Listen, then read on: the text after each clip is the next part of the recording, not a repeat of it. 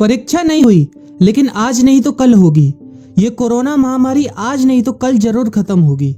School colleges कभी ना खुलें, ऐसा नहीं होगा।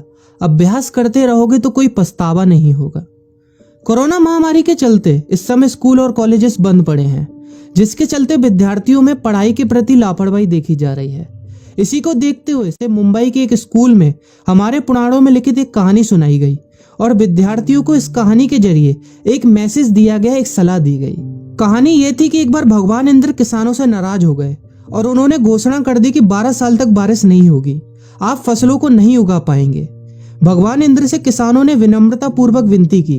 किसानों की विनती को देखते हुए इंद्र ने बड़ी चालाकी से बारिश न होने का सारा श्रेय भगवान शिव के ऊपर डाल दिया और कहा कि बारिश तभी संभव है जब भगवान शिव अपना डमरू बजाएंगे।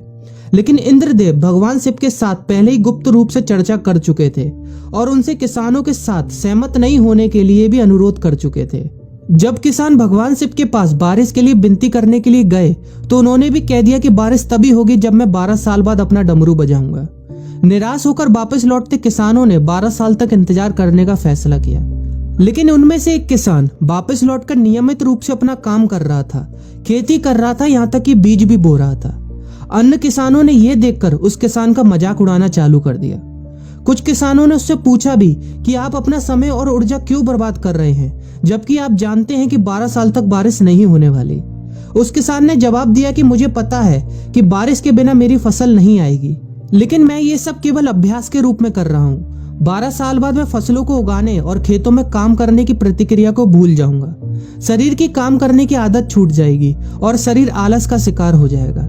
इसलिए मैं अभ्यास करता रहता हूँ कि जब 12 साल बाद बारिश होगी तो मुझे काम करने में मुश्किल नहीं होगी। जब इस किसान की यह बात पार्वती जी को पता चली तो उन्होंने भी चिंतित होकर शिव जी से कहा, आप भी 12 साल बाद डमरू बजाना भूल सकते हैं। यह सुनकर भगवान शिव भी चिंतित हो गए, इसलिए कहीं वो डमरू बजाना भूल तो नहीं गए, इसकी जांच करने की सोची और अपना डमरू उठाकर बजाने की कोशिश करने लगे।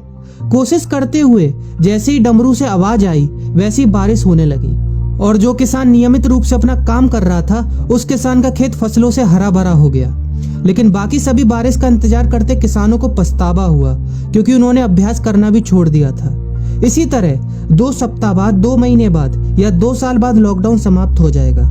कोरोना महामारी भी खत्म हो जाएगी। इसे घूरने या इस महामारी के खत्म होने तक का इंतजार करने से बेहतर है कि आप जिस कक्षा में हैं या जिस अगली कक्षा में जाने वाले हैं उसका अध्ययन करें। पुस्तकों का अध्ययन करके अपने कौशल को तेज करें। आपके पास जो ज्ञान है उसे और बढ़ाएं। इस समय का इस्तेमाल करें और ये सोचें कि आप और भी बेहतर कैसे कर सकते हैं, क्योंकि डमरू कभी भी बच सकता है। इसलिए अभ्यास करते रहें। अभ्यास ही गुणवत्ता का सार है। अभ्यास ही है जो आपको किसी भी क्षेत्र में पूर्ण बनाता है।